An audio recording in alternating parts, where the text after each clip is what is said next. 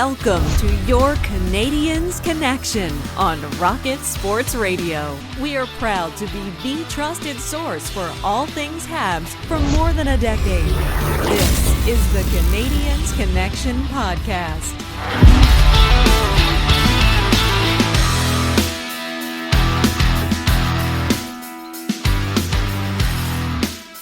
Hello, everyone. Welcome to the Canadiens Connection Podcast here on Rocket Sports Radio, keeping you informed, engaged, and entertained. My name is Michael Spinella, and I'll be your host for the next hour. This is episode 289 of the Canadiens Connection Podcast, and I'm pleased to be joined in the studio by my co-host, the editor of the Hockey News Montreal, and the founder and the president of Rocket Sports, Rick Stevens. How are you doing today? I'm doing great. Glad to see you. Glad to have our listeners with us this week. Happy Easter to everybody. This is our last show of March. Getting into April, which means the Canadiens, 10 games left in their season. So we've got an interesting show today. Really interesting show, I think. And we have, the listeners have been asking for it. We have Dr. Stephen Morris, our medical consultant, back with us today. So I'm excited for this show.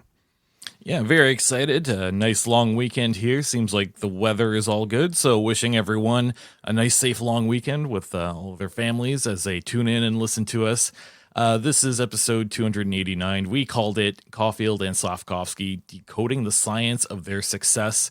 And we'll get to Dr. Stephen Morris, like you said, in segment 2 to talk all about both Cole Caufield and Juraj Slafkovsky. But just before that, in this first segment, we'll get everyone up to date. We have a few games to talk about, some roster updates. We'll talk about the prospects quite a bit as well, and we'll end the segment with some news from around the NHL. And then all the way to the third segment, we have our Canadiens Connection question of the week. We ask all of our listeners who will be an elite winger in the NHL, Cole Caufield or Juraj Slafkovsky. We want to hear from you. And Rick, what's the best way for everyone to reach out to us? The best way to reach out to us is via text. We've set up a Rocket Sports text line. It's 5853-ROCKET. Very easy for you to remember, 5853-ROCKET. Text us with your opinions, with your comments. You want to say happy birthday to Juraj Slafkovsky? Well, send that along as well. Happy birthday to Juraj Slafkovsky, no longer a teenager, celebrating his 20th birthday on the 30th of March as we record this. You can also make sure that you're following at Habs Connection on Twitter, Facebook, and Instagram. And we have a website you can check out, canadiensconnection.fm. And make sure that you also check out our pregame previews and postgame recaps for every Canadiens game at thn.com/Montreal. And here's what's happened since we've been gone. 3 games this past week for the Montreal Canadiens, and I feel like it's been a while since we've had a winning week to talk about here, Rick. So lots of positivity in the air. If we want to go back to March the 24th, Montreal visits the Seattle Kraken, and they win 5-1 despite being outshot 37-17. The Habs do manage to land on top. They scored 4 goals in the first, chasing Grubauer from the net.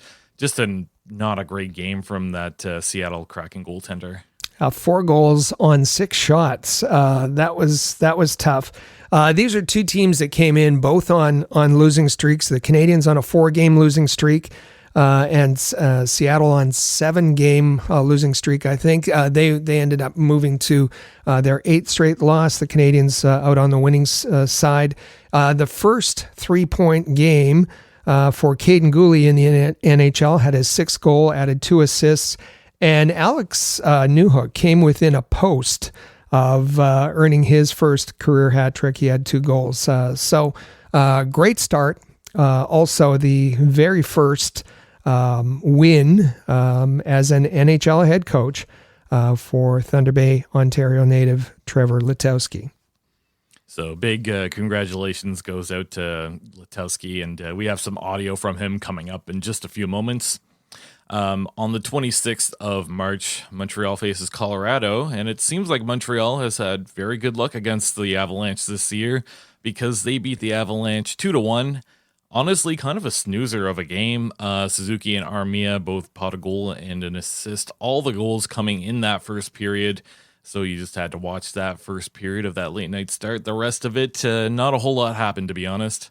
Yeah, it was key that Nathan MacKinnon scored his 45th goal, if you can believe it, just 43 seconds in. But 9 seconds later, Suzuki tied it up. That, I think, was the key for the Canadiens not to get out of that game. And then Yoel Armia with the game winner with 5 minutes left, about 5 minutes left in the first period. Nice part, we mentioned Newhook in the Kraken game. Well, there was a nice tribute video to, of course, former Avalanche player during one of the stoppages in play. There was some Juraj Slafkovsky got his 40th point of the season in this game. Nick Suzuki set a new personal record with his 67th point.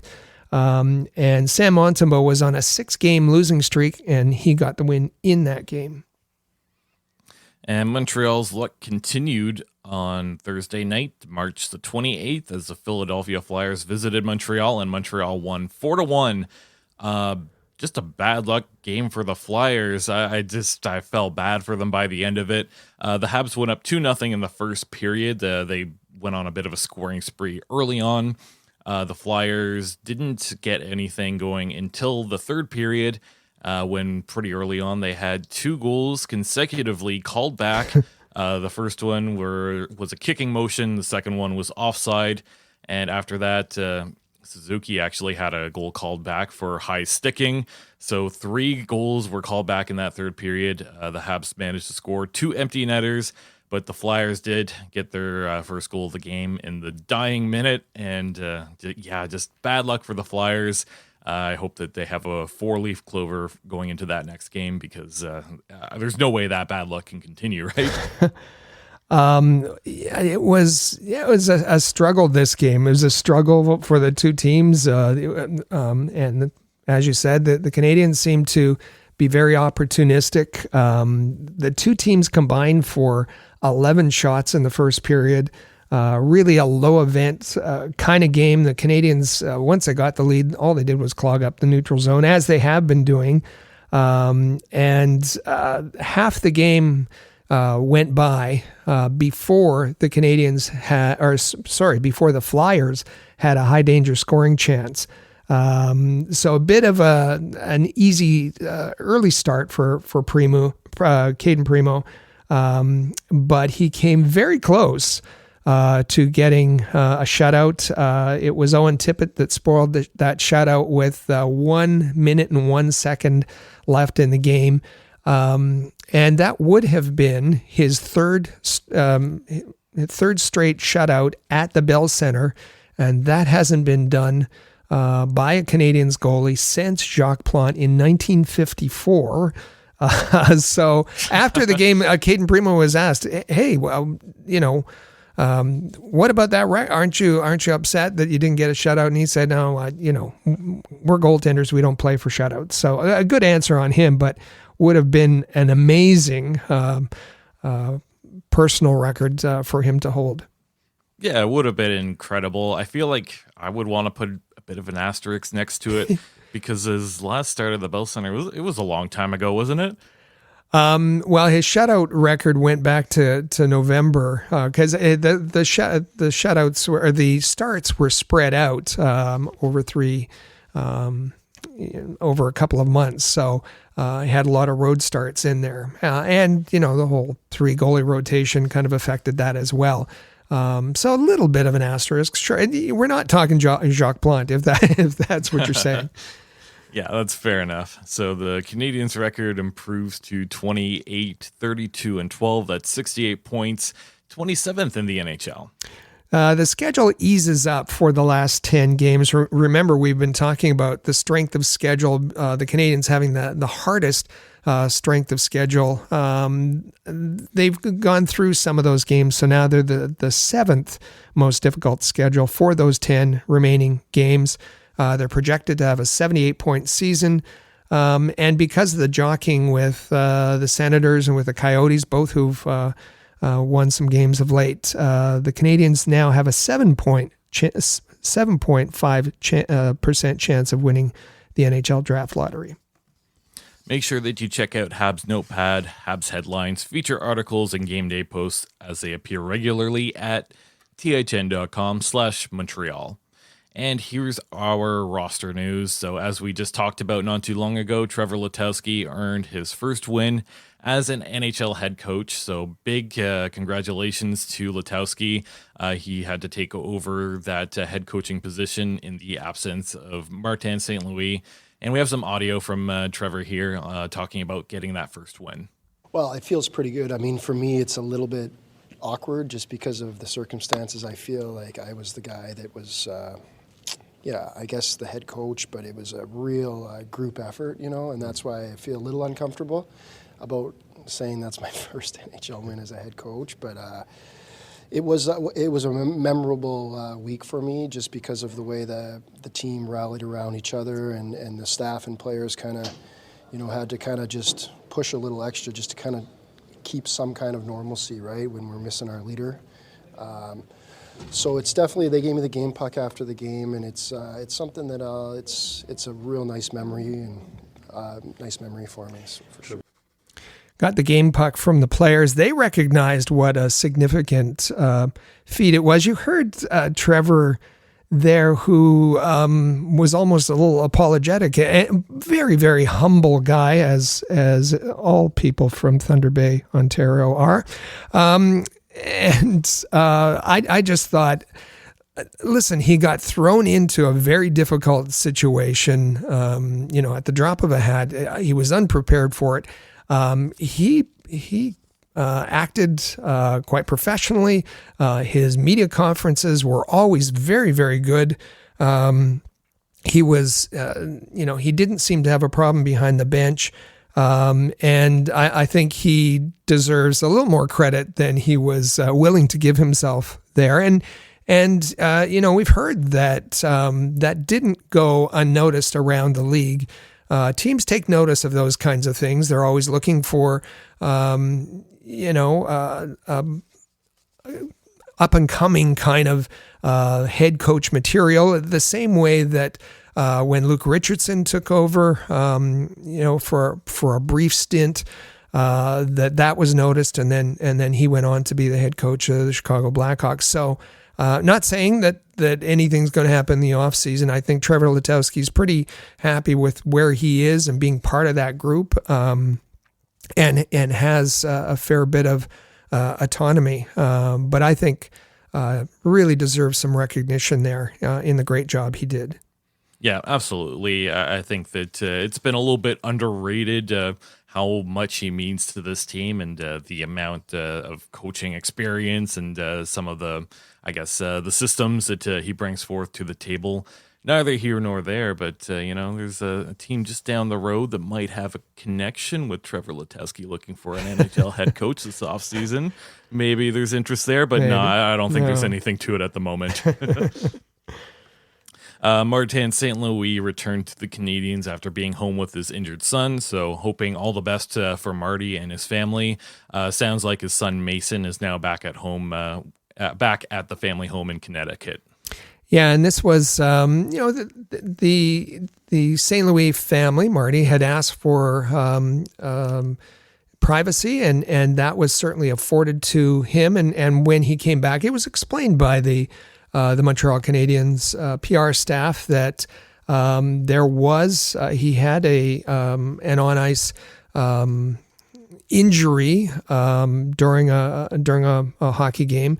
We saw the tweet put out by his team, that's Mason's team, saying that he had left the game in the third period after a scary collision. It said at that point that he was going to be okay, but we understand from the Canadiens that there was some complications which required him to be hospitalized. And at that point, it was that Marty left the team and was gone for several games. He's now returned. He says that he needed to be home with his wife and family, but now he's back, and that he said that he watched the games. He let the staff do their thing, and he comes back with a bit of a new perspective. So everyone happy to see him back where he belongs, behind the bench. For sure. Kaiden Guhle was suspended for 1 game for slashing Philadelphia Flyers forward Travis Konechny. Honestly, this was missed by the officials, and I think missed by a lot of us, but Guhle slashed Konechny while Kaiden Guhle was on the bench. So not gonna lie, it seems like a bit of a boneheaded move, not something I would have expected from Kaiden Guhle. Even watching the replay of this, it took me a few watches to see where it exactly happened. And of course, after that, the Philadelphia Flyers were all pretty unhappy with Kaiden Guhle about that. Well, we remember that at the end of the first and at the end of the second period particularly, the teams did not want to leave the ice. They were there pushing, shoving, jawing at each other. John Tortorella just tore a strip off the officials as he left the ice on at the end of the second. And it was pretty clear in the post game. Morgan Frost said it was a really dirty game. Garnet Hathaway said, just wait, the league's going to look at this. This was something that really upset the Philadelphia Flyers. And I guess you understand to a certain extent that it was Travis Konechny and Juraj Slafkovsky that kind of got caught up behind the play, and they were wrestling a little bit. And we know how close Kaiden Guhle and Juraj Slafkovsky are off the ice. So Guhle was upset that he couldn't be on the ice and do something, so reached out with his stick, a little poke, a little slash. And yeah, absolutely, you can't do that. So Guhle will not be available for Saturday night's game. He will have a 1-game suspension. It was noted by player safety that he hasn't been fined, he hasn't been suspended before since the start of his career. So just a 1-game suspension for him to serve this time.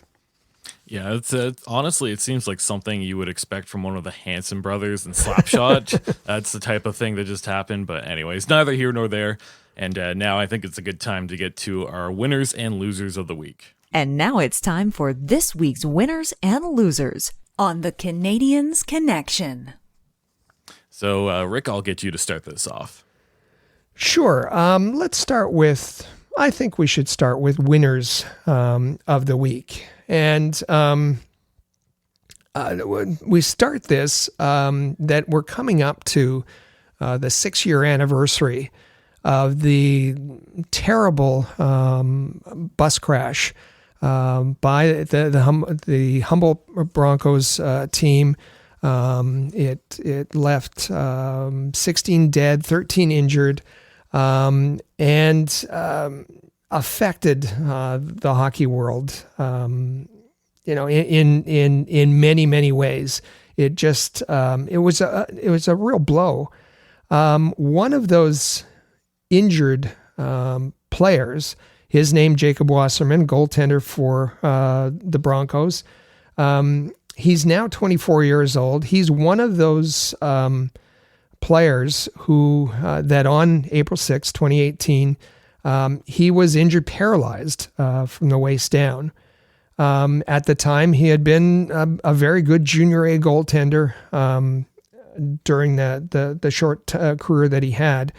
Well, he's reset his sights and now has qualified as a rower for the 2024 Paralympic Games in Paris. Just amazing.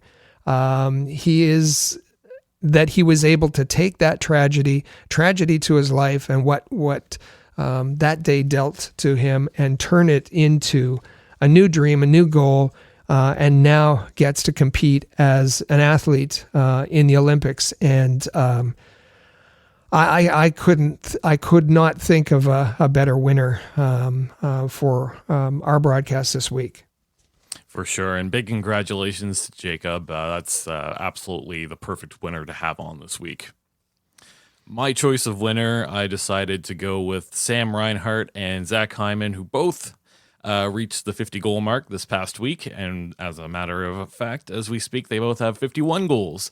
Sam Reinhart's previous high was 31. Hyman's previous high was 36. So both the guys that are NHL veterans, they've been in the league a while, having to reach that mark until now, and just congratulations. Absolutely incredible.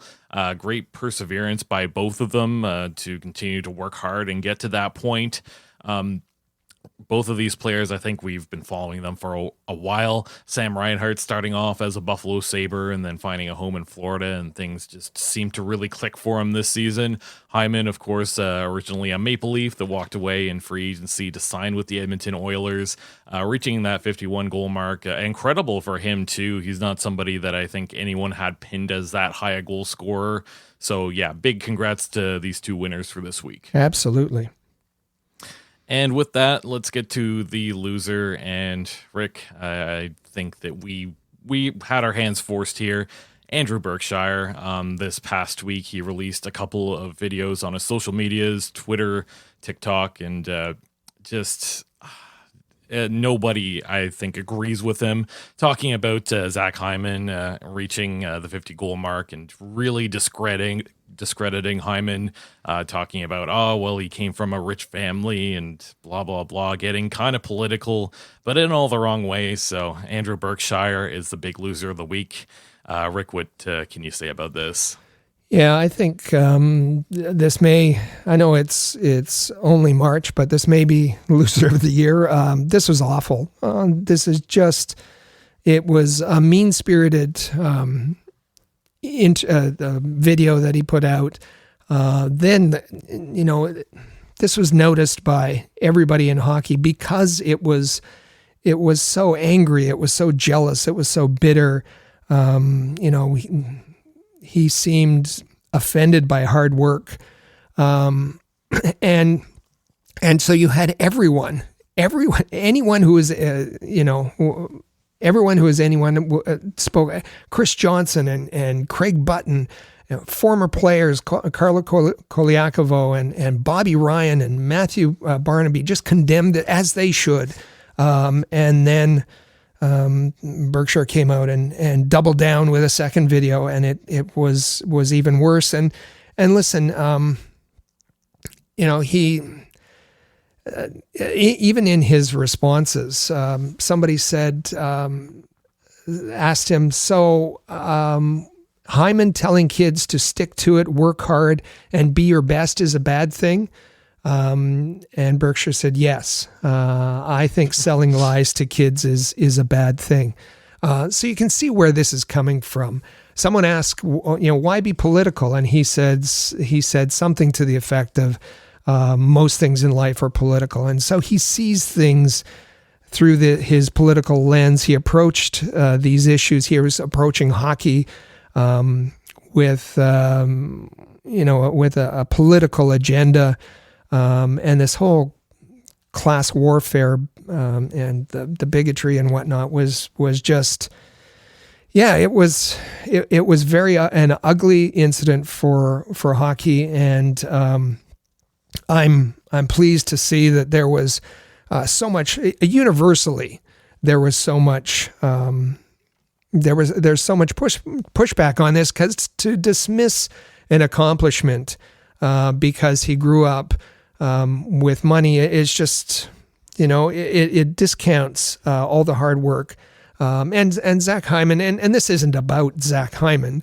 I'm not here saying that I'm promoting him, but he is known as having, being a hard worker despite whatever advantages he had.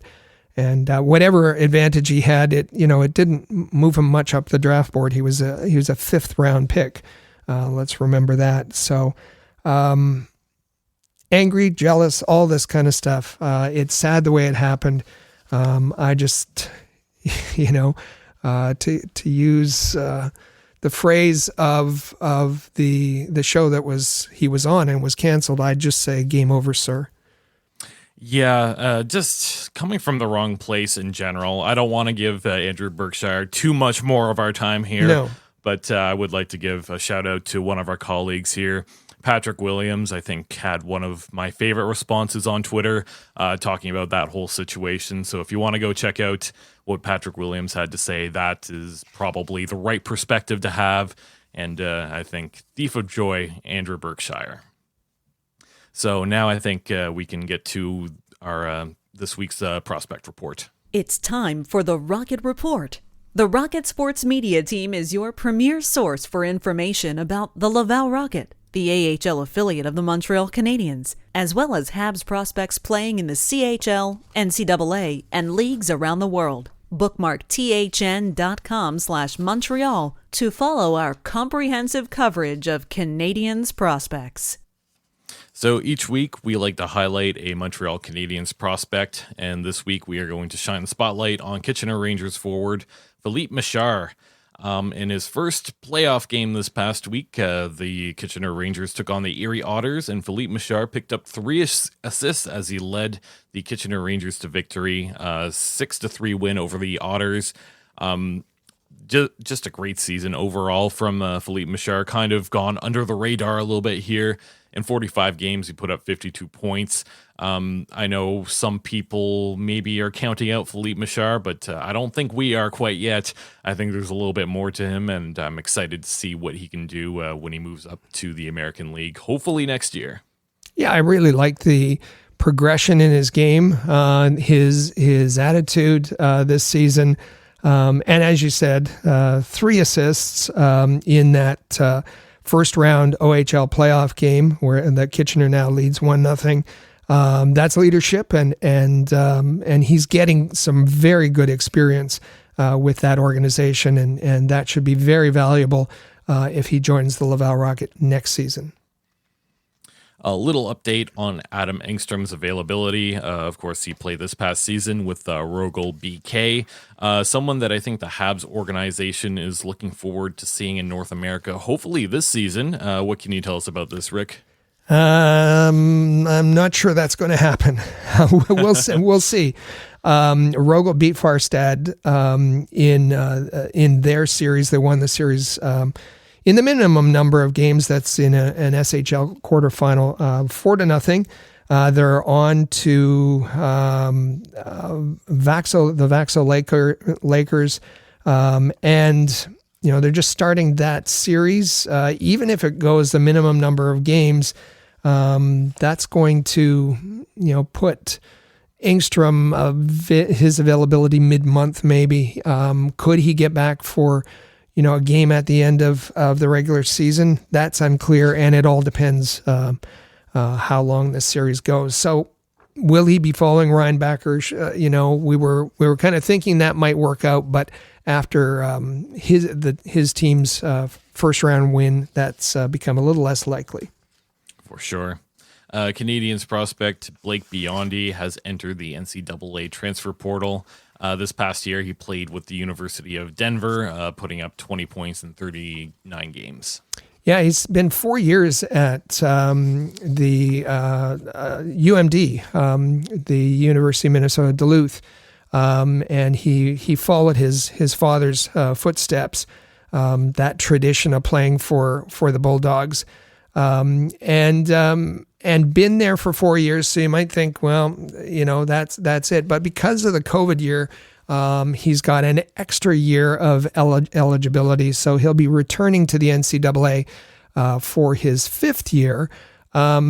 Entered the transfer portal, and he did so,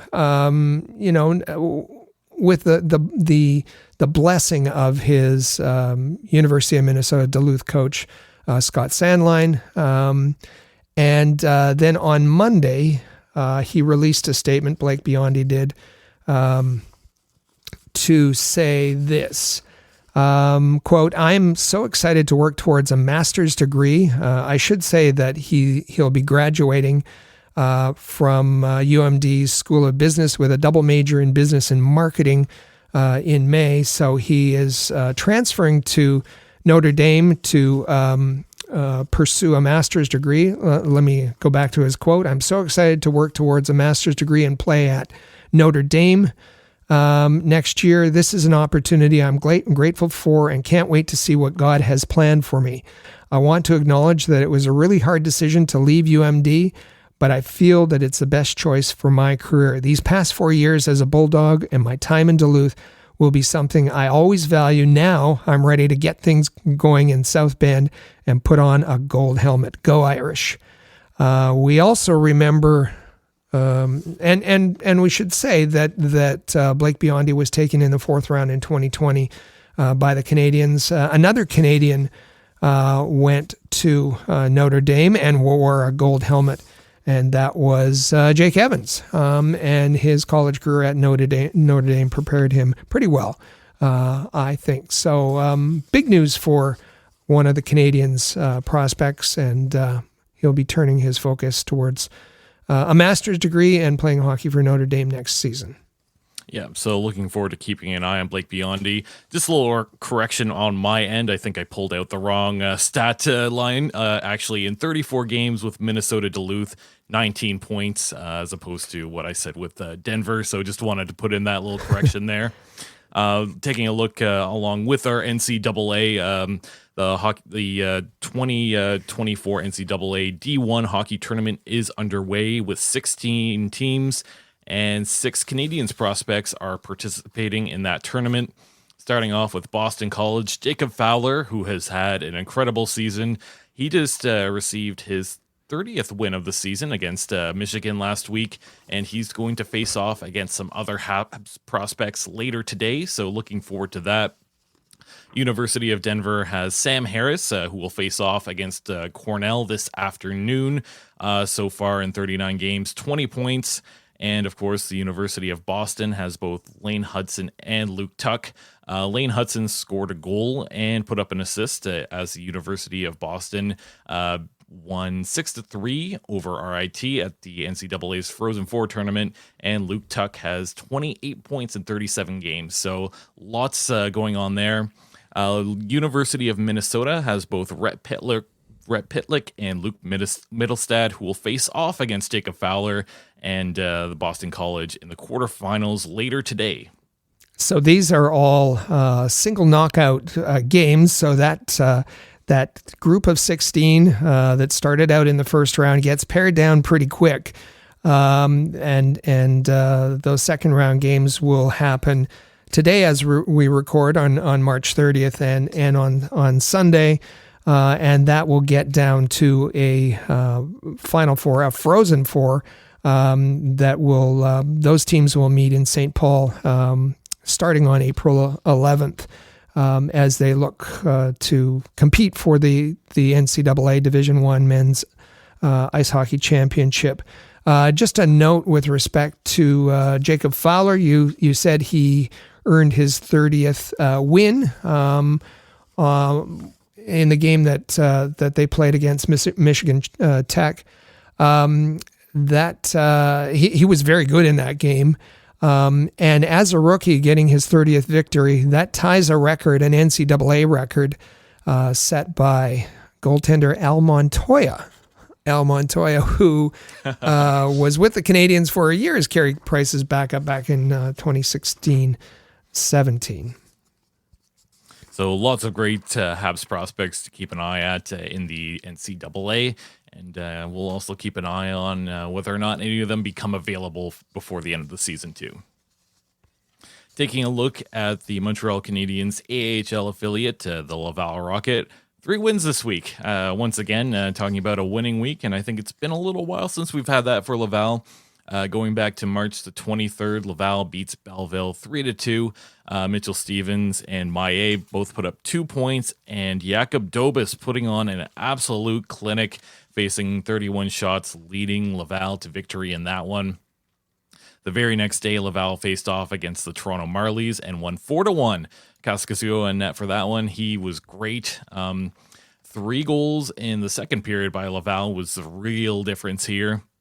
Couple days off in between before Laval went to visit Utica. the winning streak comes to an end. A combined 11 power plays led to zero power play goals for either teams. Both goalies were very strong, both Dobish and Akira Schmidt, and Utica managed to just edge out the Rocket in this one. On the 29th of March, Belleville visits Laval, and Laval continues to upset the B-Sens, and all the goals came in that first period. Once again, Jakub Dobish standing on his head. Laval was actually outshot 36-17 in this one. Jakub Dobish. Now, when we talked about Jacob Fowler and how well he's doing. We talked about the progression of the goalies with the Montreal Canadiens, with Sam Montembeault and Caden Primo. Don't sleep on Jakub Dobish. Do not. And I know people are going to, when we talk about Jakub Dobish, they'll go to look at his stats and goals against a .294, save percentage of .905. But he has played. There was the Laval Rocket were terrible to start the season, and Strauss-Mann and all of that happened. If you look at the stats from about mid-December on, Jakub Dobish has been exceptional, and Jakub Dobish has 46 games played. That's tops. For a rookie goaltender, that's tops in the American Hockey League. And he's also tops in terms of minutes played, 2,573 minutes and 12 seconds. So we'll see what happens and his development. But he has been remarkable, especially down this stretch, and he's playing an awful lot. We should just say that Laval is right in it with 70 points. The Marlies with 71. Belleville falling a little bit behind with 66. But all of those teams, and Rochester up at 73. But Rochester, Toronto, and Belleville, if you want to include Utica in there as well, all those four teams have 2 games in hand. Laval has played 2 more games than they have. Laval with just 7 games remaining. So not too long ago, we were talking about David Reinbacher joining the Laval Rocket. Well, this past week, he played his first game at Place Bell. I'm sure everyone was very excited to see him, and we actually have some audio from David Reinbacher talking about his first game at Place Bell. I mean, it was really special. The crowd was amazing. They were cheering for us, and it helped us get us energy, and I'm really happy that we won. Short and sweet. It was quite amazing. 10,000 people at Place Bell. That will happen again on Saturday afternoon for the back-to-back against Belleville. The press box was absolutely jammed, as you might expect, and everyone there to see his home debut. I thought, I don't know that he appeared nervous on Friday night, but I would say he was cautious. You didn't see him carrying the puck a lot, as can be his trademark. There wasn't any flash in his game. He played very, very safe, even when he had opportunities to pinch. And listen, he that's okay. That will happen when he gets more comfortable, and he certainly, in front of such a big crowd and all the media, he certainly didn't want to make any mistakes. You'll see him, if you watch the game on Saturday afternoon, you'll see him on the PK. You might have expected him to see him on the power play, but the Rocket use 4 forwards, 1 defenseman. Logan Mailloux has been excellent on their power play, on the top power play. Justin Barron on the second wave of the second power play unit. So don't expect that to change unless they change and go to 3 forwards and 2 defensemen. I think Reinbacher will be content with playing on the penalty kill. It's been a whirlwind for him for sure, especially with the 3-3 last week. and a couple of back-to-back games this weekend. But things will slow down as we move forward from here. Laval's record currently 30, 26, 6-2. That's 70 points and 5th place in the North Division. Coming up, like you said, this afternoon on March the 30th, Belleville comes to town. They get a few days off in between before their next game as Syracuse comes to visit Laval on April the 5th.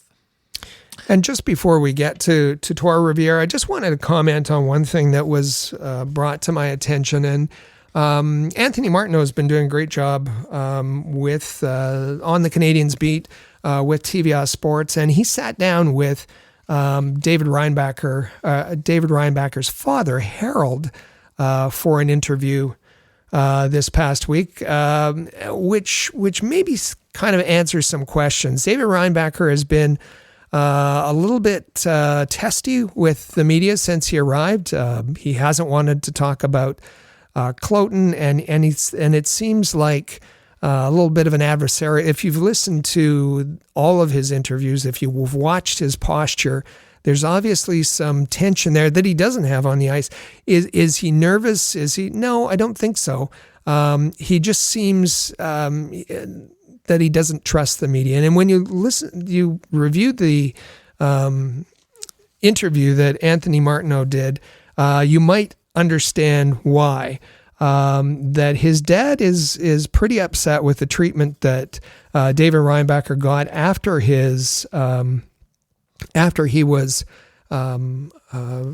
drafted by the Canadiens. The fact that many fans were not thinking he was worthy of that pick. The talk about Michkov, but also the thing that really upset his dad was the talk about his origins, his grandfather being in the war and making that connection to World War II and which side of the war he might have been on. And that's, we said it at the time, completely unfair to hoist that. And unfortunately, that seems to have stuck with the family. And his dad, Harold, says, and I'll quote, people didn't even know David at that time, and they allow themselves these kinds of comments. He's a humble, kind boy. David wasn't even born at the time of the war. His grandfather took part in the war and never spoke about it with David. Reading all the comments were terrible. I still don't understand why these stupid comments were allowed to be published. If you're smart enough, you'll never do that.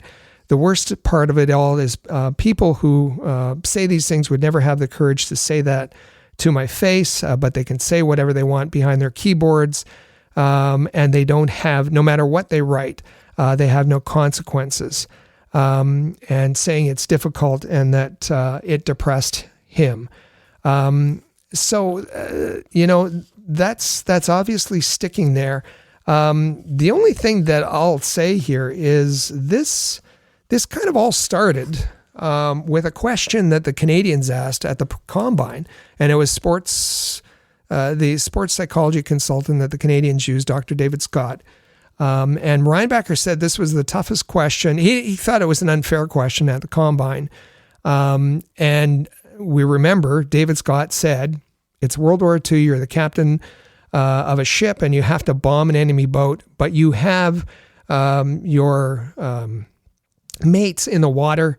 And Reinbacher said, no, I'm not going to do that. I want to save my teammates. And they said, David Scott said, you have to, it's an order. And Reinbacher said, no, I'm not going to do that. I'm not answering this question. This is a terrible question, not the best thing to talk about. And then I really was disturbed that the Canadiens didn't apologize publicly for this, and apologize for the family and to get that whole nasty conversation started. But I think what we have to say here is that this is something that the family has to leave behind, David has to leave behind, and that they have to move on and have I didn't say a cordial relationship with the media, but a professional relationship with the media, and they can't think that they're on the other side trying to get him, because that's not going to work out well if the media gets that impression. So we hope that it's going to change, because he's going to have a long career. We hope with the Montreal Canadiens. For sure. We talked about 2 winning weeks so far. If we want to move down one level to the ECHL, we also have another winning week to talk about. So we're 3 for 3 in that regard, as the Trois-Rivières Lions won a few games this past week. On March the 23rd, they won 4-1. On the 24th, they actually lost 3-2, but the rest of the week they ended up winning with a 3-1 victory on the 27th and a 6-3 victory on the 29th against Maine. So back in the winning column, currently Yakov Novak leads the way on the Trois-Rivières Lions with 53 points. Scoring and goaltending, once again a strong suit for the Lions. And currently the record 29, 27, 5-3. That's 4th place in the North Division. If you did not know already, we actually cover the QMJAHL for the Hockey News. So if you head over to the thn.com/QMJAHL, we have plenty of great content there to help keep everyone up to date on the Quebec Maritimes Junior Hockey League. We're continuing a Memorial Cup Contenders series written by our own Mike Raschel, and also we're starting to put out the QMJAHL Playoff Primer. Are you enjoying this series so far, Rick? Well, yes, and we look forward to May when the Memorial Cup arrives, and expect that, well, we know there's going to be at least one Montreal Canadiens prospect there. But this is from the perspective of those fans who follow the Q, and this series has been put out. Mike Raschel's done a great job putting it together, talking about the OHL, the WHL, and the potential contenders from the Q. More immediately, the playoffs have, before you get to the Memorial Cup, the playoffs have just started in the CHL, the WHL, the OHL, and the QMJHL. And we published a playoff primer by Joe Tasca this week, and we'll be having more coverage of the QMJHL playoffs as they progress. So you can find all of our content about Canadiens prospects at thn.com/Montreal, and you can find the best English language coverage of the Quebec Maritimes Junior Hockey League at thn.com/QMJHL. And now it's time for our quotes of the week, and we have a couple of quotes coming from Juraj Slafkovsky, who this week, you mentioned, reached the 40-point mark as a teenager, and here's what he had to say. I mean, yeah, like people are talking about it around me and stuff, and I'm happy about it, but yeah, I just want to keep playing, keep getting wins, and I'd be much happier if we were going to playoffs at the end of the year. So that's the main goal for me, to win something. And I don't obviously it's nice to get your own accomplishments, but I want to win something with this team, not on my own. And nice to get recognized for individual marks and to set that mark for the Montreal Canadiens. 40 points as a teenager. No longer a teenager as of today, so he can't add to that. But he's more interested. He's part of a team sport, so he's more interested in what he can do or what he can help the team do going forward, and he's not dwelling on this particular mark. He's looking forward to the future. Yeah, great response from Juraj Slafkovsky, focusing more on the team as opposed to the individual accomplishment, although pretty good accomplishment by him. Our other quote, he's talking about, can you compare the first half of the season to now? I can't even compare first half of the season with the second, and yeah, I'm just happy that it's going this way, and that's what I was working for my whole life. So yeah, I'm happy how it is now, and there's still so much space to grow, so I'll just keep growing, hopefully. So, yes, lots of space, lots of time and space to grow. That he's, the first half of the season didn't go so well. The second half has been completely different, and he's clicking with that top line, and hopes to do more. And listen, that's one of the reasons that this show we decided to focus on both Juraj Slafkovsky and Cole Caufield, and we'll look at in the second segment some of the reasons for the success of those two players, including the potential for future success. For sure. So looking forward to that in the second segment. Let's end off this segment with some hockey news and notes from around the league. To start, the Philadelphia Flyers have had Ivan Fedotov, the goaltender, join their organization. Fedotov had his KHL contract terminated and joined the Flyers this past week.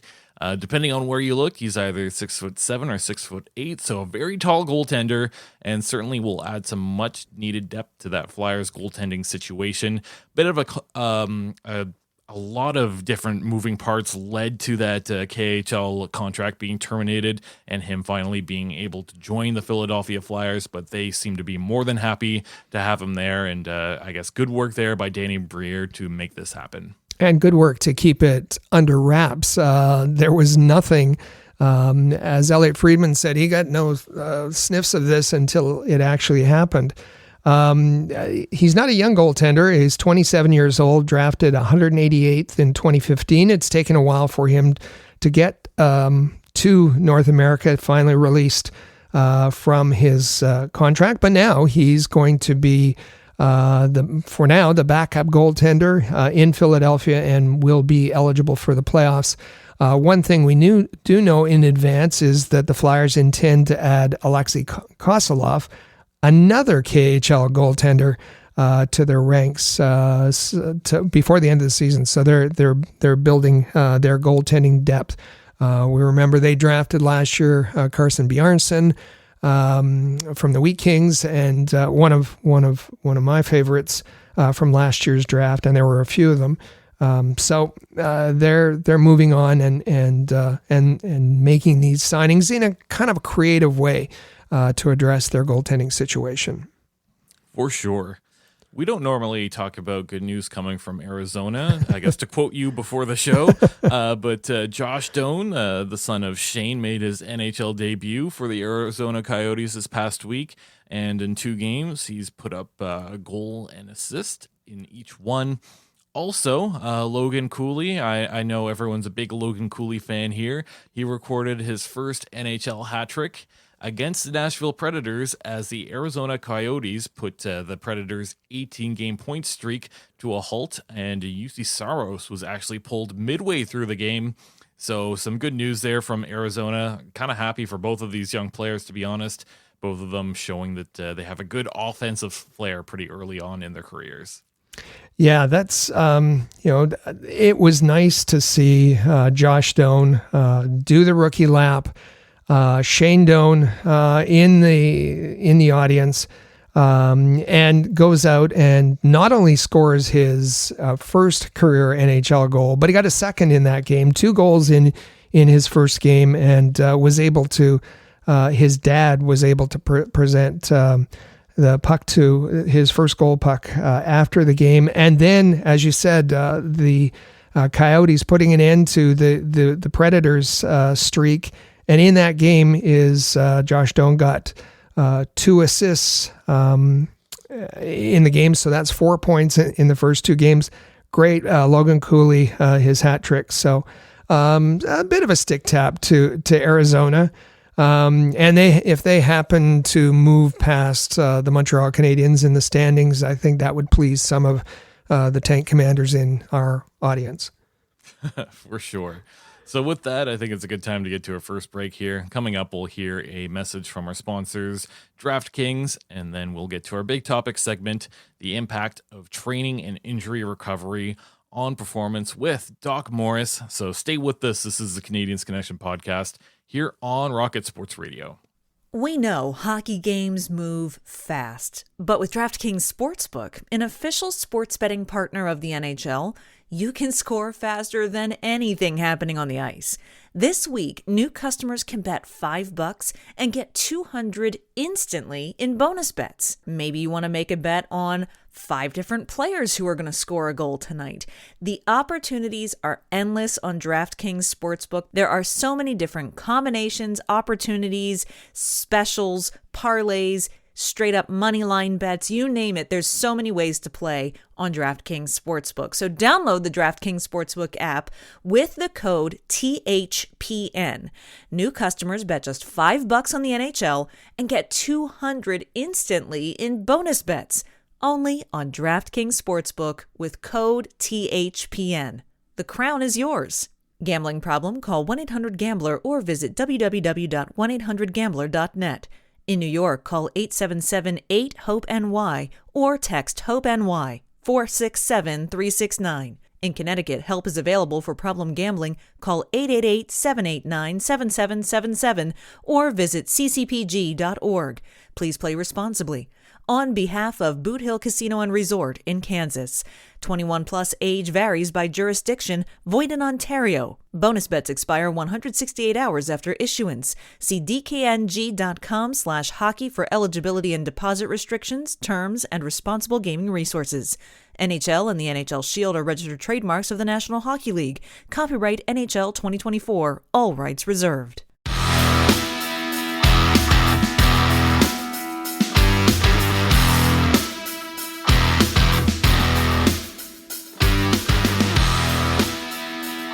Welcome back to the Canadiens Connection podcast here on Rocket Sports Radio. I'm Michael Spinella. You can find me on Twitter at the Spinella, and with me in the studio is our president and founder of Rocket Sports, Rick Stevens. You can follow him on Twitter at Rocket Sports. You can also follow at Habs Connection on Twitter, Facebook, and Instagram. Plus, you can check out our website, CanadiensConnection.fm. And just a little reminder here to make sure that you hit subscribe in the player or your favorite podcasting app. That way you never miss a single episode of the Canadiens Connection. And Rick, just a few moments before we welcome Dr. Stephen Morris to the show, let's set the tone here. So the top line for the Montreal Canadiens has enjoyed success this season. Nick Suzuki has set career bests in goals and points. Cole Caufield has hit a personal milestone with assists and points, while Juraj Slafkovsky is enjoying his breakout season. So with that, our Rocket Sports medical consultant, Stephen Morris, is going to join the show to explore the effects of Juraj Slafkovsky's off-season training regime on his performance and the impact of Cole Caufield's shoulder surgery on his ability to be a goal-scoring sniper. And with that, let's welcome Dr. Stephen Morris to the show, and I'll send it off to you, Rick. Thanks, Michael. I'm very pleased today for the Canadiens Connection podcast to welcome back to the podcast Dr. Stephen Morris. Dr. Stephen Morris is our medical consultant. He hasn't been on the show since back in December, episode 274, when we were talking about Cole Caufield. And he hasn't been on the podcast, not because we don't like him. We love him, and we constantly get questions from our listeners to pass to Dr. Morris. But he's been a busy man. He's been writing exams. He's been doing medicine, and he's been getting engaged. So big congratulations from all of us at Rocket Sports on your engagement.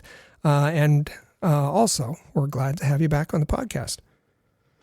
Thank you very much, Rick. I really appreciate that. It's been since I talked to you guys last, it's actually been a very busy and crazy time. You nailed it with all of those things. And anyone who follows me on Twitter probably knows the combination as well. It's basically all I talk about. The Montreal Canadiens, how much studying I have to do, and getting engaged. So, we're both really happy. And we found a nice little place in the Eyre Peninsula of South Australia, and everything went well, and she said yes. So so thank God. So it's all going well. So thanks for that.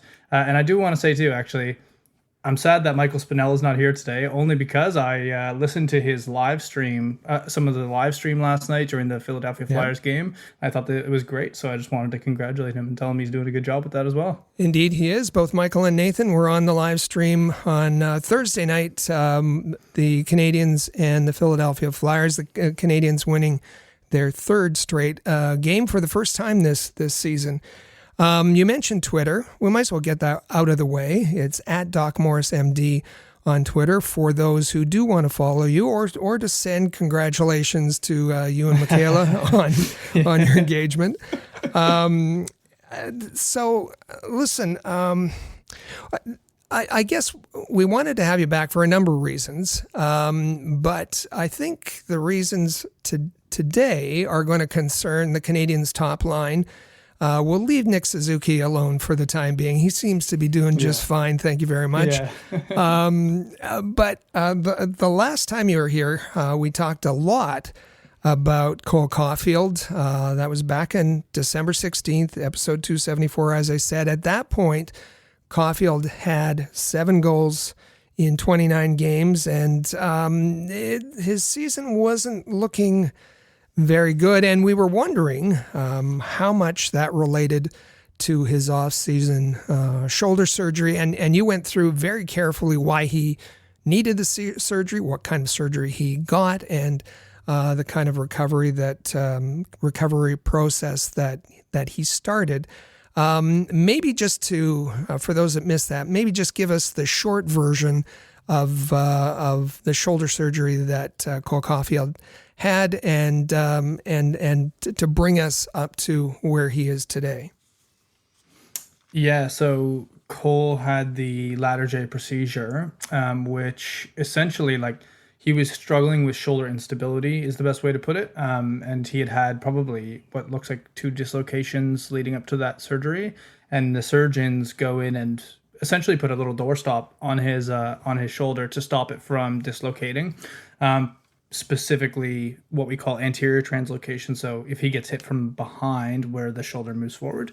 I think, you said talk about him and his recovery briefly. I think he's made it through that rehabilitation phase, obviously back on the ice playing at an NHL level for sure. But we talked last podcast and even before this one about how there's the rehabilitation phase, which, gets you back to playing. And then there's the total recovery time. And what we talked about last podcast was how there's some studies on NHL players going back to 2004 to all the way to 2020 with labral tears and shoulder instability who take, up to 3 years to get back to baseline. So I think we're still in the midst of that happening. And, a lot of the discourse, and I'm sure we'll talk about it at some point here, is around how Cole is finding other ways to be effective. And I think as someone who watches the game, but also anyone who could look at the stats, you see that. I mean, he's racking up assists, he's working off the puck and doing other things. So I think the shot and all that stuff, as we'll talk about, will come. But that's where he's up to now. Well, yeah, that's where he is. And I that's a good point that Cole Caufield has made a commitment to be a more complete player. It's something that Marty St. Louis was stressing with him, is to not only be more responsible in his own end, commit to a defensive game, and you need to do that when you're playing on the top line because you're playing against very good players. You want to get involved in the puck retrieval, all of that. But even on the in the offensive zone, to be a little bit more of a playmaker, so that he could be a dual threat, and he certainly has done that in 72 games this year. Has 35 assists, just 20 goals for 55 points, and certainly that the 55 points is by far the most he's had in his NHL career, his brief NHL career, and the 35 assists as well. It's the goals that haven't been coming this year, and I think we are safe to say that his season has been disappointing. And in fact, when it was presented to him this past week, the mark that he's at 20 goals. What's he going to get to? 23, 24? Can he get to 25? That's might be out of reach for this season. He was asked, "Is that your floor? Is that your floor level that we can expect from now on?" And he said, "No, it's not the floor. It's the basement." He said it was that this has been a terrible season for goal scoring.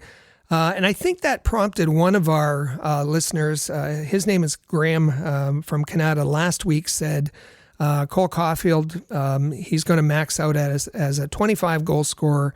And if he's not going to be a sniper for the Canadiens, why not trade him? And we dealt with that last week in episode 288. Maybe if you can talk about the goal scoring and why it hasn't been there, or at least speculate why it hasn't been there this season, and how that could be related to him working through these stages of recovery from his surgery. Yeah, no, it's I love that you use the word speculate. So what we try to do, right, is, and we're doing this now, or when we're working with patients, or trying to apply any sort of understanding of data or what's happened in the past, what's happening now, is sometimes you have a one-to-one match. Sometimes you're trying to put a square peg in a round hole. So you need to have a little bit of leeway and understand a bit of the nuances in the background information. So with Cole, I was looking into some research around why people don't progress well with the Latarjet procedure. And like I said last podcast and at the start of this, there's a 3-year window really where it takes for people to return to baseline performance. And I use the word performance because that encapsulates how someone actually goes out and plays on the ice. If you look at individual factors like how strong is the shoulder, what's the range of motion in the shoulder, and that sort of stuff, they're in isolation. And those factors may have no bearing once they're back to normal on his actual performance. So I found some research that would suggest that, most athletes who are getting this procedure return to their baseline levels of strength in the shoulder and the rotator cuff, as well as baseline range of motion, by about 6 months. So, in isolation, those things are probably back to normal. And even I think it came out of my mouth that last time I thought maybe strength could be an issue if there was going to be one. Now, so maybe less that, I think. What you do have to consider, though, is how those individual factors, even if they're okay alone, strength is fine, range of motion is fine, how they come together. And in hockey, obviously, it's quite complex. Talk about the biomechanics of shooting a puck. Even if Cole's strength is the same, even if his shot power is the same, even if the range his shoulder can go through is the same, the way he releases the puck, the way he moves the puck close to his body or further from his body with confidence, those things change, and especially at the level of the NHL, his likelihood of scoring a goal as well, right? So we all know it's more than just how hard do you shoot. It's about masking your shot, disguising the shot, and we see, people work with Dr. Shot and that sort of stuff to learn these things. So I think while he may have these sort of single parameters back to where they want to be, he's still putting it together on the whole to come out and show his performance is back to normal, which I really don't think he's at yet when it comes to shooting. The other thing too is, as I talked about actually quite a bit with Kirby, was around psychological readiness to play, psychological readiness and confidence of that injury. And to be brutally honest, like when I watch him, I really don't think he has a problem with that in the way that he plays. Like, I mean, he threw a hit on Elias Pettersson the other day and just drove him into the boards. So I don't know if he's worried about his shoulder so much, but I am sure that on occasion he has an odd feeling or a feeling of instability after taking a hit, and that might make him second guess on time to time. But on the whole, I think it's a number of factors coming together and impacting his performance. But his strength is probably okay, and we see that like in the stats. Like if you look at his shot strength, his shot speed, the amount of shots he's shooting at high speed, like it's all the same, if not better this year. So it's more around the things that we can't quantify. So probably things like the biomechanics and hiding the shot and finding the right ice and confidence and these kinds of things. So we just have to accept that there's some things we can't put a number on quite yet. But I agree with what you said about becoming a more complete player and trying to find other ways to be effective. And I think with another off season under his belt, we'll see the same Cole that we know coming back next year, I think. One of the things that you said, in most areas, it's the same or better, and he hasn't been shy to shoot the puck at all. It's not that he, there isn't a confidence to go ahead and fire it. At this point, he has 271 shots, and that puts him in the top 10 in the league for number of shots over, and that's over for him 72 games. The one stat for me that really sticks out is his shooting percentage. 12.2 his first year in the league, 16.5 last year in 46 games, and down to 7.4 shooting percentage this year. And if you look even deeper, you drill down, and since the All-Star break, it's down around 3.5%.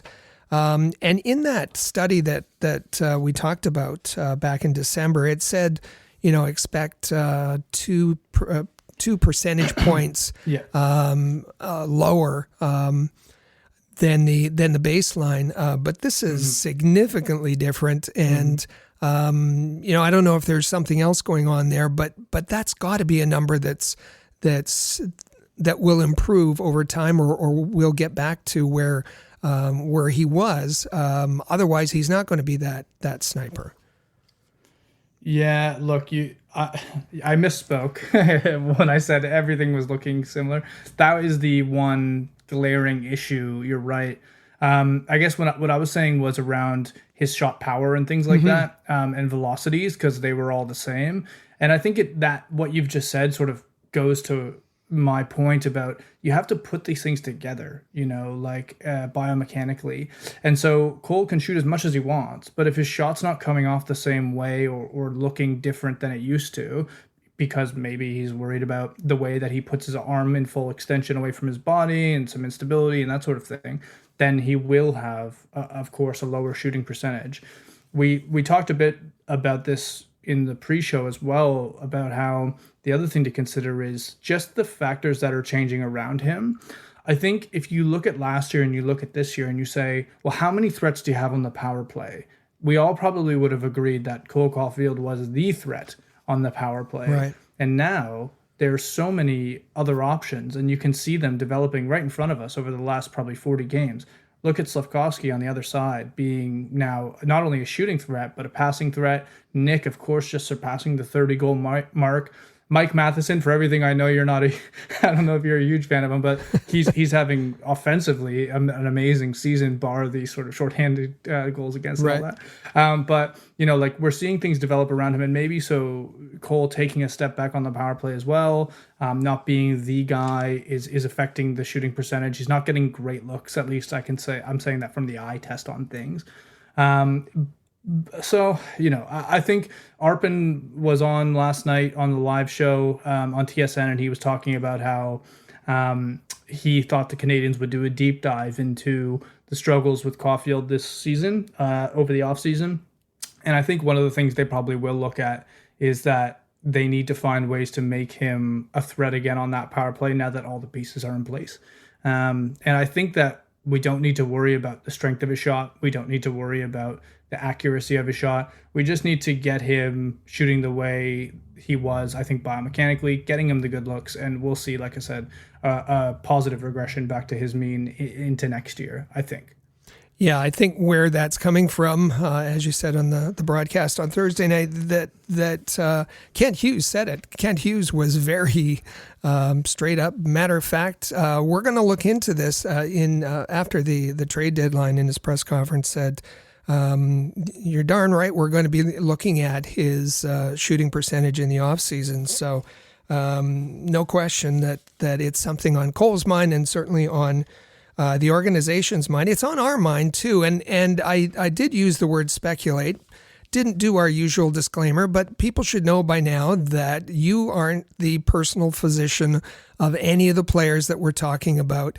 You're speaking from your medical knowledge, as well as the fact that you're a longtime hockey fan and have a certain amount of hockey knowledge. So you're combining all of that to give our listeners the best information that you can, and certainly better than I can from a medical perspective.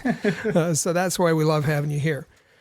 No worries. The other gentleman on the top line that we're going to talk about is Juraj Slafkovsky. And happy birthday, by the way. To Juraj Slafkovsky, no longer a teenager. Yes, he is the first teenager in Canadiens history to register 40 points in a season, but that's where that record will end because he is now a 20-year-old. We're going to talk about a little about Juraj Slafkovsky, and also we should mention on a 9-game point streak, and has seemed to figure it out and is enjoying playing on that top line and meshing with Suzuki and Caufield. But if we go all the way back to last summer, and we remember, I guess for most of our listeners, the pictures that were coming out of the training that Juraj Slafkovsky was doing, and he was in Rečany, a small town in the Czech Republic, or Czechia now, near Prague, and he was working with a strength and conditioning coach there. His name is Michal Žetnej. I'm sorry, Michal. That's as close as I'm going to get. Who kind of specializes in strength conditioning, and he calls it an integrated physiological training, combining sports medicine and nutrition and all kinds of things. And we saw those pictures where he had those that Bane mask on that was supposed to be changing his breathing, and the synaptic strobe glasses that he was wearing. All kind of innovative or controversial training techniques. I guess what we're trying to look at is have those methods benefited Juraj Slafkovsky, and are they maybe in part why he has suddenly clicked? And why he is now he's up to 41 points, maybe within reach of a 50-point season, maybe. We'll see. But this is a big change for a player who didn't had a rough season last year, didn't start the season very good, off to a bit of a slow start this year, but has really picked it up, at least since the All-Star break, if not before then. Maybe before we dive into it, just some thoughts from you on what you've seen from Juraj Slafkovsky. Oh, man. Juraj Slafkovsky, watching him play last year and then watching him play this year after the All-Star break is like night and day, I feel. He is so poised with the puck now. He is strong with the puck. He makes decisions with confidence. Last night, he made the decision to drive, I think it was Scott Lawton. He just went one-on-one with Scott Lawton, took him to the outside and got an excellent chance on net. The way that he's playing, just as from when you watch him play, I think is amazing. And it's everything you would want to see him turning into. You can see it all coming together. And as I watched that over the last, several months, I've been thinking to myself about, what has, as you said, what has this training been able to do? What has it been able to help him with? I think there were some subtle narratives around him last year, even though he only played between 30 and 40 games. And not even 40 maybe. And they were around 39 his games weight. last year, yeah. 39, yeah. So they were around his weight. People said he was too heavy. They were around his cardiovascular fitness. People saying he looks out of breath. And they were about his awareness on the ice. And, we all know he got trucked a couple of times with his head down around the boards behind the net, once by Marco Rossi. I was looking at the things he was doing, and I had written a thread last summer about all of this training. And the one thing I was most interested in was his lung function. So they were doing this off-season training called IMT, which is inspiratory muscle techniques for training basically the muscles that help you open and close the lungs, which are the intercostal muscles, diaphragm, sternocleidomastoid muscles. And basically the theory is that, any muscle in your body, like your legs when you're skating, for example, requires oxygen. If it doesn't get oxygen, then it can't, do the metabolic functions it requires to make energy and move the muscle. And as you run out of it, the muscle will sort of run out of gas essentially. And so what they were doing in the off season with his trainer was to try to train the muscles of his rib cage, essentially his diaphragm, his sternocleidomastoid, and the intercostals to be more efficient in their way that they use oxygen, so that he was getting essentially less gassed out, but also to improve his lung capacities. So things called like forced vital capacity and inspiratory capacity and these types of things. And it was actually really interesting. I mean, I found some information that would support this could actually help high intensity interval athletes like a hockey player, but the evidence for the effectiveness of this kind of training is it's still a bit scattered in my opinion, from what I've come up to. Ultimately, I couldn't find any evidence through looking at his on ice statistics to suggest that there's been a huge change, but I'll tell you what I did find. So his top speed this year is 3% higher than it was last year. So not a major change in terms of how fast he's going. His bursts over 20 miles per hour, which is like the fastest category that they have. He's got 16% more of those. His skating distance per 60 is actually down. So you would think that, he's gone from 9.6 miles to 9.2 miles. It's not a great change, but you would think, if anything, if you had more lung capacity, you might be doing more. Top shot speed is actually down 5%, but that's not a huge thing. And his high danger chances is up 800% from 6 to 53. Might have something to do with his line mates there. Yeah. Well, that's what I was gonna say. Is all this stuff, like all his top speed, his average speed, his bursts, his high danger chances. A lot of it has to do with the chances he's getting now. So he's being put in positions to succeed big time, and he's taking them. He's really, really taking those opportunities.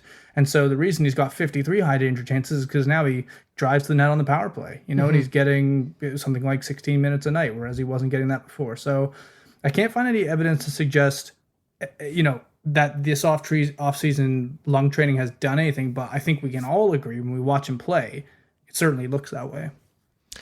As you said, line mates, ice time has gone way up from an average of 12 minutes a game to almost 18 minutes a game. He's been a lot more physical. His hits have gone up 2.5 times. A lot more block shots. It's I think engagement has been there. One of the things that came out from the training last year was that he had gained an additional, and I don't know how this was quantified, an additional 20% lung capacity over the summer, and that prompted Tony Marinaro, wonderful personality that he is, to say, all right, that makes him a 20% better player immediately. And there was a number of people who were having some commentary on this. One of the things that, and you can tell us all exactly what you said, but you basically said, just hold on, just wait. We don't have any studies to kind of inform us how this training is going to help, hurt, or otherwise. And the folks at, I think it was TVA, brought that information to his trainer, Michal, and Michal said, about the claims that there aren't enough studies, we're pioneers. Quote, if no one has thought of it yet, logically there can't be enough studies either. We're interested in numbers, not studies. So unknowingly, you were into a little bit of a back and forth dispute here. I think it's fabulous. But how would you react to what was said about what you said? Is that a fair way to put it? Yeah, I feel like I'm on Jerry Springer. Yeah, almost. Yeah. Look, I was really intrigued when you brought it to my attention because I had no idea. And you're right, I was indirectly, unknowingly involved in this back and forth. Look, what I would say is so number one, I mean, I stand by what I said, which is there just really isn't, we do need to hold our horses and we should still, despite how well he's doing. 20% lung function does not make someone 20% better. I think we can all agree on that. Tony, and the thing that I was doing was really because the training he was doing was so variable. You listed about 3 or 4 different methodologies at the start of this segment, and we could go between each one and sort of find the evidence for each one, but I really pulled out the lung function testing for that reason because it was the big sort of number everyone saw. And like I said with IMT, I mean there is some evidence, but not enough to really say this is, if it was life changing and this good, everyone would do it. That's number one. It's like anything in life. Number two, in terms of responding to that, look, I think I like what they're doing. I mean, I'm not going to sit here and bash them or anything. I think it's great to have people trying different things, especially in the world of exercise science, when every year and every decade we go forward, we get so much new technology, so many new ways of thinking about how, and information about how the body works, and ways for us to sort of enhance our potential, whether it's athletics or longevity or whatever you want to do. And so I commend them for that. Really, I do. The issue that I have is when we start talking about saying things work when we really don't know. I think the whole point of research is to say, did something happen by chance or not?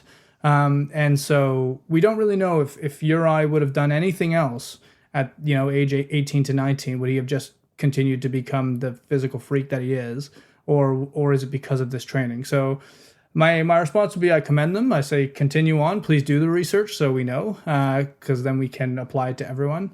But at this point, if I had to invest multi-million dollars into athletes, I'd be a little bit cautious about doing it into things that are not quite proven yet. I'm going to say his name again and try to get it right this time. Michal Bretanej. He has a website, and on the website, it's interesting. There's an interesting quote that says, fatigue is a brain-generated emotion. And I think he's trying to get across the point that there's more than physical limits, and that the brain sometimes imposes limits before the body is ready to impose limits, and so that and I don't know how he deals with this or how he trains for this with Juraj Slafkovsky, but that phrase and that kind of perspective about fatigue affecting the brain first before the body or those your ability to push through all that. What's your take on that? When I hear that, I think of maybe something a bit different, which is there's two main types of fatigue in exercise. So as we might have said before, my background is in exercise science in an undergrad, and then muscle physiology. I did a master's and did a thesis in, and so there's fatigue at the cellular level. With muscles, when we're talking about oxygen deprivation and the metabolic function of a muscle and the cells within it. Then there's something called central fatigue, which is around the nervous system. So as we know, like for us to do any of these actions, yes, the muscle requires fuel, but if you give it all the fuel you want, but you don't actually have the impulse to make it go through the central and peripheral nervous system, then you're not really going to get much bang for your buck. So that's number one, and that's actually an interesting thing to think about. And when I was in at the University of Wollongong doing my medical degree, I was talking a lot to one of the exercise physiologists there who did a lot of the cardio respiratory research, and they were very interested in central fatigue, and that's something that could play a role. I think to your point though, from like the psychological aspect, I guess, of sort of being able to break down barriers. I mean, I think that's definitely real. Our physical capacity probably exceeds our psychological one, and that's probably in part defensive. We want to prevent our bodies from being torn down too much, just instinctually. But I mean, people like David Goggins have made career on talking about the psychological aspects of exercise and breaking down those barriers. So I think they're very real. I would be interested as well in terms of how he works on that with athletes. If that comes from a place of authority, or if that comes from a place of just sort of experience. But I think all of those things work together in flux, basically, to create limitations or not. When and it just leads me to think, when I'm talking about hockey and hockey players and what kind of athletes they are to my non-hockey friends, and you tell them that shift length is on average 45, 50 seconds, they're astonished. Is that all? Is that all but it's just in hockey, it's that ability to perform repeatedly at your maximum performance level, with short periods of rest over and over and over again, and that's got to mean different type of training for like I noted that Mihal trains, there's tennis player that he trains, and soccer players and so on. I think there were a couple of hockey players, Juraj Slafkovsky and Martin Rewe. But I would say that this is more applicable to hockey players. This kind of achieving your maximum performance and then being able to deal with that. Yeah, especially when I guess I've never played tennis formally, but no one's trying to, the second you look away, hurt you, whereas in the NHL, that's happening all the time. So I think being able to, one of the things is like here's a good example. Look at Juraj Slafkovsky. Okay. What was everyone drooling over in his first rookie camp? It was Juraj on the bike, Juraj breaking the bike, Juraj looking so big and strong on the bike. And you can take thousands of athletes who could probably do that as well. But the thing is to be able to do that, and let's call that maximum performance, but then also still have awareness about what is actually happening around you, how you're still being able to process, a game moving at very high speeds in front of you while achieving that performance. And that's another level, right?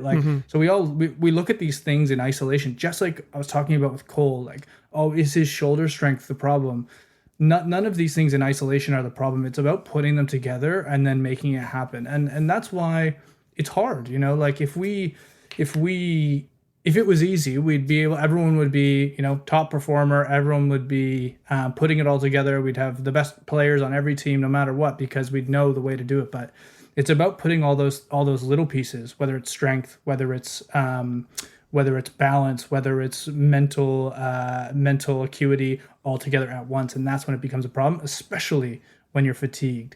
So if Juraj, if he can get to a point where he's delaying fatigue through IMT or whatever he's doing, then his brain will be able to have a higher level of acuity throughout these times of maximal effort. So I think it's really interesting, and it's easily forgotten. And you mentioned talking to your non-hockey friends. I mean, that's one of the things. I think if you just watch the game, you go, how could you make that mistake? Or how could you, you know what I mean? You hear that stuff all the time, but when it's all of that stuff together, it's quite taxing on both the body and the mind. And so that's why these guys need rigorous training regimens. They need to, otherwise they will actually be in serious trouble if they step on that ice, because they could seriously get hurt without all their wits about them.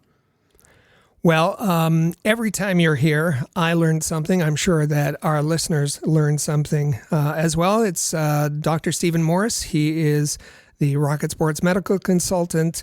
You can find him at Doc Morris, MD, and we're proud that you're part of our organization, and we're really happy to have you every single time.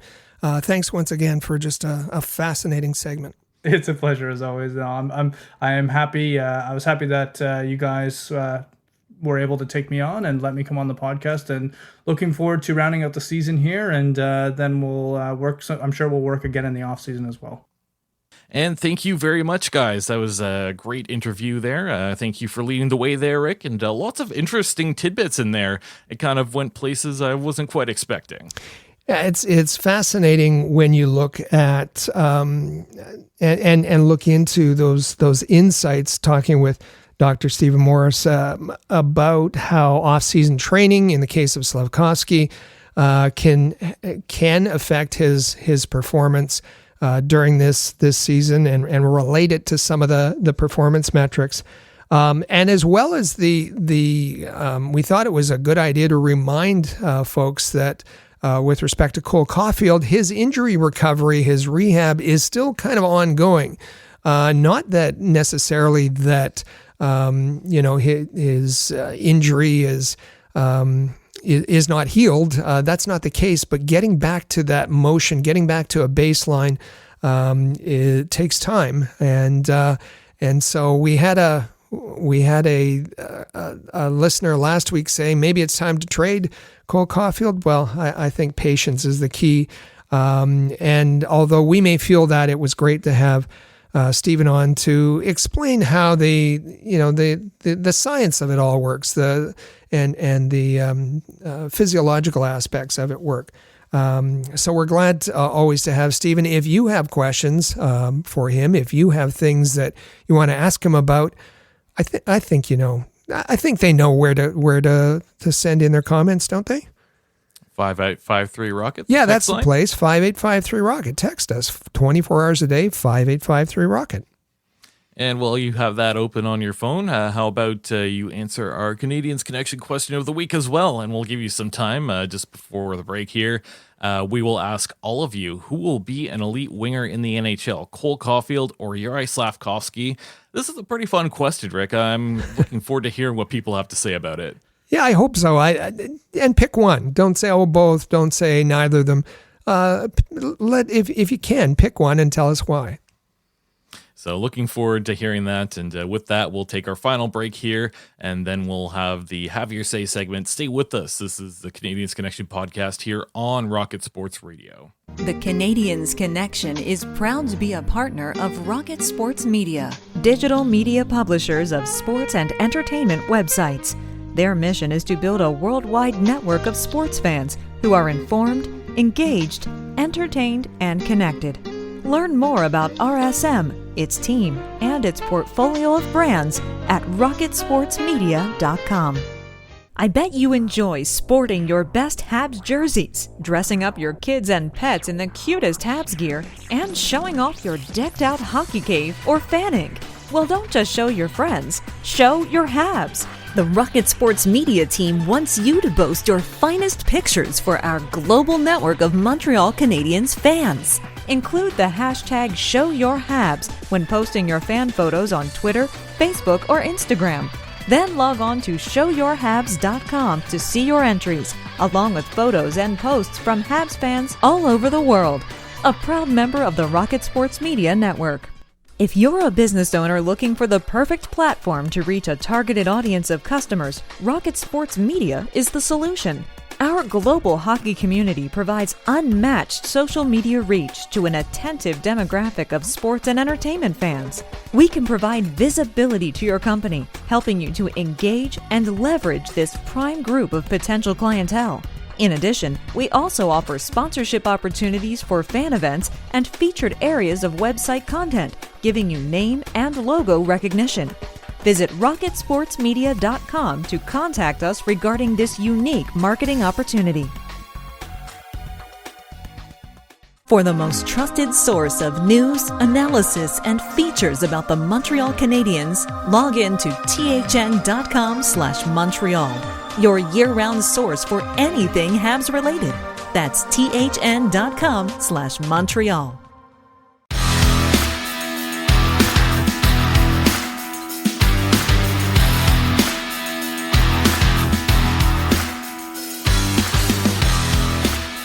Welcome back to episode 289 of the Canadiens Connection podcast.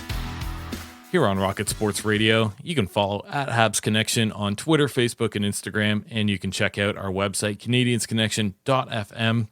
Also, feel free to check out our Rocket Sports text line. It's 5853-ROCKET. That's 5853-ROCKET. So we look forward to hearing from you in just a little bit. But Rick, still plenty of good hockey to come. Obviously, 10 games left. But then we'll shift our focus over to the draft. So we're going to have a lot of great things to talk about in the upcoming months. We are. And in those last 10 games, there's still individual marks to sort out. Will Nick Suzuki get to 80 points this year? Maybe. There's an outside chance. Let's keep an eye on the goaltenders.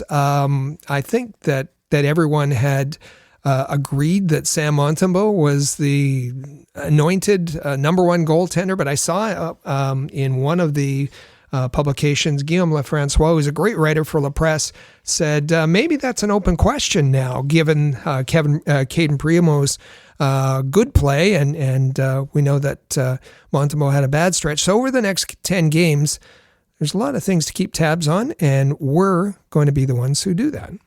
Yeah, here's what you need to know from Rocket Sports. We cover the Montreal Canadiens for the hockey news, and you can find all of that content at thn.com/Montreal. All the Canadiens coverage in one place. On there, you'll find game day recaps, game previews, feature articles, notepads, and we cover the Laval Rocket as well. So plenty of great content on there. Also, make sure you check out our YouTube channel if you have not already. And regardless of whether or not you have, make sure that you hit that subscribe button. Just search at All Habs and you'll be able to find it out. And here's how we put things out throughout the week. On Mondays, we put out this podcast, The Canadiens Connection, onto our YouTube channel. Last week's episode is entitled Burning Questions. That's when we had our Rocket Sports mailbag. That was a ton of fun. We got some great reaction in the comments too. So if you haven't already, check that out and look out for the latest episode every single Monday. On Tuesday, that's when Amy Johnson takes over with the Rocket Hockey Report. Last week's episode was entitled, Was This a Turning Point for Saving the Laval Rocket Season? So if you want to stay up to date with everything Laval Rocket, Amy does a great job on there. Hit like if you like the video, hit subscribe as well, and leave a comment, as Amy loves to hear from all of the viewers. On Thursday, Amy puts out the Habs Hockey Report. Last week's episode entitled, Which Montreal Canadiens Blue Line Prospect Earns NHL Job? So check that out as well if you haven't already. It's obviously Montreal Canadiens defensemen have been a pretty big topic over the last few weeks. So get to hear what Amy has to say about that. Like, subscribe, leave a comment. We look forward to hearing from all of you, and I'm sure you will enjoy all of that content. And I'm just on the site right now. youtube.com/allhabs, or you can search at All Habs in the search bar, and you get to the homepage. It's got the really nice Rocket Sports banner there. It says your inside link to the Montreal Canadiens. There's the home tab, and it's the videos that have been selected for you. If you go to the videos tab, that's where all of the most recent ones are, and it's just as you described, Michael. They're laid out like that. There is also an area that are shorts, and every so often a little short video is put out based on it's generally clipped from our other content. And then there's another tab, and it's called the live tab. What happens at the live tab?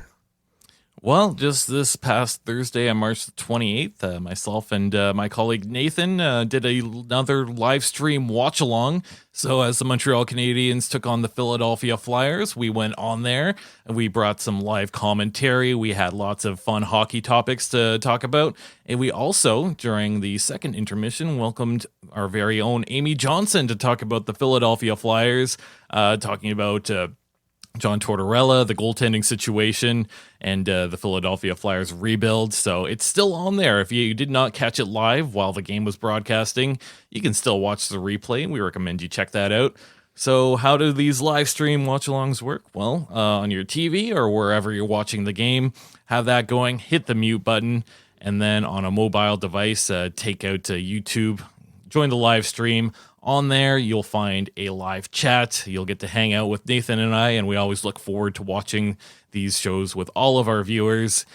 Plus, if you are watching us on a YouTube app on your TV, pull out a mobile device as well, tablet, laptop, cell phone, join the live stream on there as well. And that's how you'll be able to join that live chat, as you can send in questions and comments, anything on your mind. And if you're looking forward to the next one, well, we've got a quick turnaround here, as Tuesday, April the 2nd, Nathan and I will be live streaming during the Florida versus Montreal game. You want to be part of that. You definitely want to be part of that, to hear some great commentary, much better than you hear on the broadcast. But the added bonus is getting to interact with many other Montreal Canadiens fans all around the world. And of course, being able to interact and comment and ask questions of the hosts. Yeah, absolutely. So if there's something you want us to talk about, put that into the live chat. We'll make sure to talk about it. And we also love to hear from you. We always ask for score predictions. And Rick, you've been putting in a poll during these live streams as well. That's right. To get the temperature, because, lots of times there's plenty of Montreal Canadiens fans, but it also, these live streams attract the fans of the opposition team. There was Flyers fans there on Thursday, and everything is quite pleasant, quite polite. So we get the mood of the group by putting out some polls as well. So looking forward to this next one. Mark the calendar, Tuesday, April 2nd, Florida versus Montreal. If you don't want to mark it on the calendar, hit the notification bell on our YouTube channel. While you hit subscribe, hit the notification bell too, and you'll get notified as soon as we put out a brand new piece of content. And also make sure that you are subscribed to the premier Rocket Sports Radio podcast on your favorite podcasting app, Canadiens Connection. You can find every single episode at canadiensconnection.fm. We're here every single Saturday throughout the entire year, even during the summer when some people go on vacation.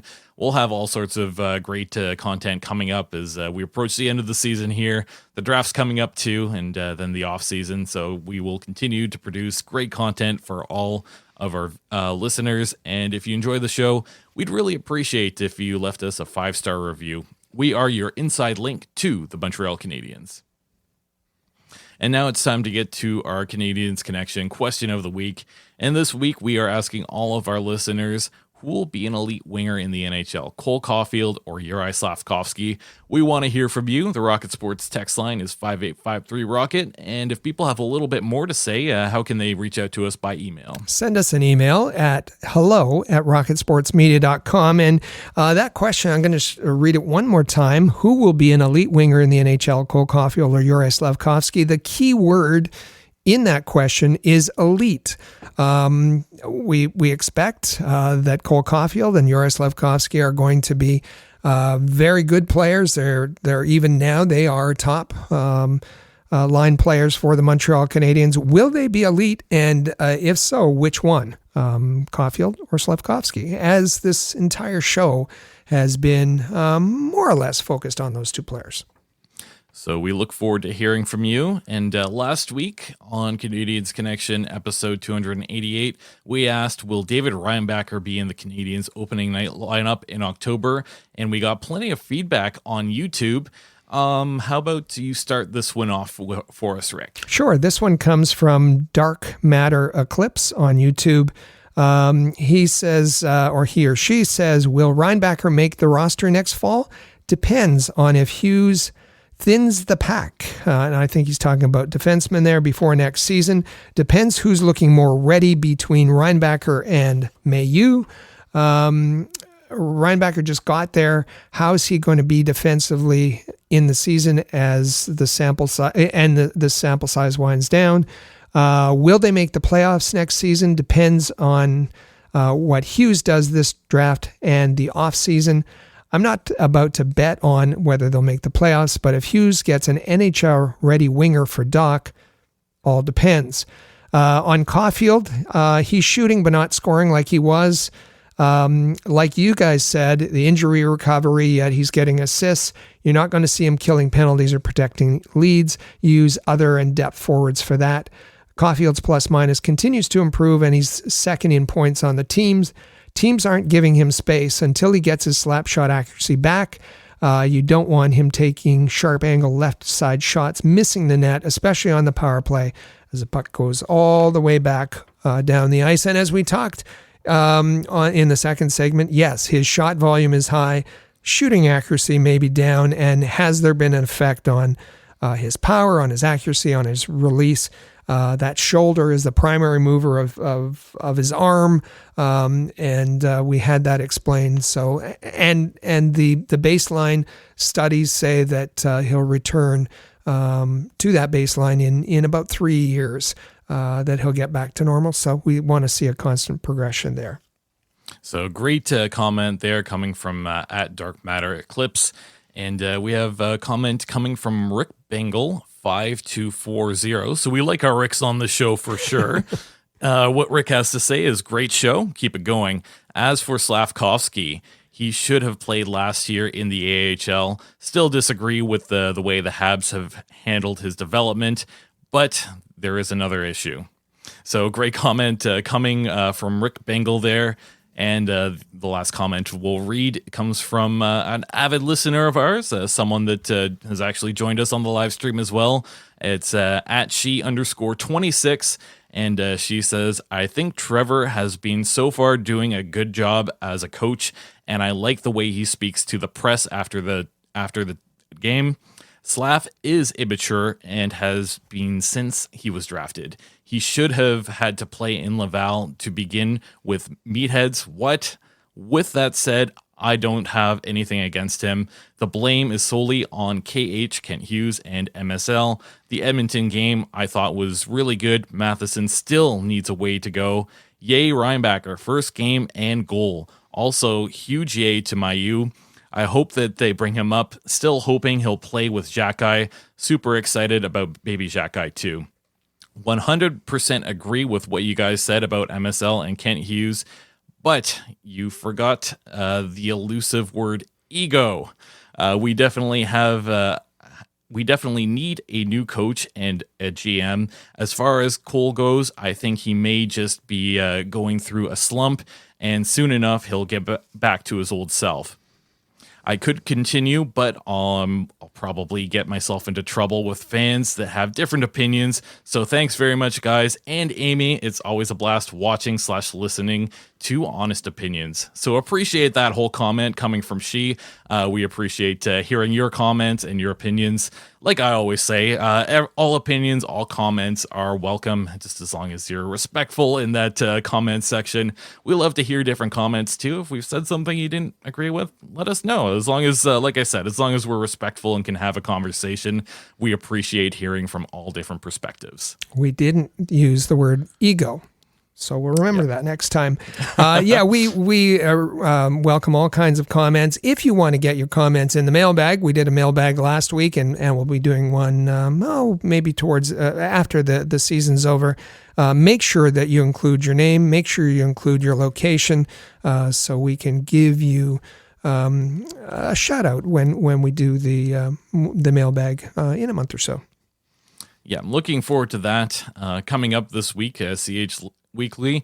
Well, happy Easter once again to everyone. Happy long weekend. We hope that you're enjoying your time with your family wherever you are.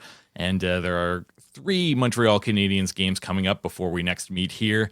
So on the 30th of March, Carolina visits Montreal. And then on the 2nd, Florida visits Montreal. Make sure that you head over to YouTube that night to join our live stream watch along, and we look forward to seeing you there. On the 4th of March, Tampa Bay Lightning visit Montreal, so they're going to have their hands full. A lot of really good teams here and a lot of great hockey to come up. And I'll just make a note that on the Saturday night game, Kaiden Guhle will be serving his suspension. That means that Jonathan Kovacevic will be back into the lineup, and Sam Montembeault will start. That's going to be a wrap for us today. Thank you all for listening. Make sure that you subscribe to the Canadiens Connection podcast in the player or on your favorite podcasting apps. Also, share on social media if you like what you heard. Enjoy the week. We'll be back here next Saturday, April the 6th, for another great episode. Thank you all for listening to the Canadiens Connection podcast here on Rocket Sports Radio. Click subscribe so you never miss an episode of Canadiens Connection. Follow us on Twitter, Facebook, and Instagram at Rocket Sports.